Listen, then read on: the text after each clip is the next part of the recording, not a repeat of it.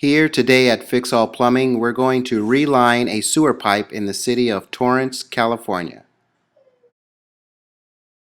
This particular job need only 45 feet of liner.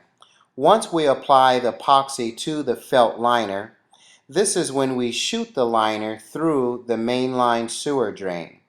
After the liner dries approximately 1 hour, then we remove any excessive sleeve or felt out of the way.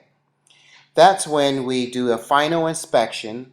As you can see that the line is in great shape. No blemishes, no breaks. At this point, we're going to reassemble the sewer pipe with a clean-out access.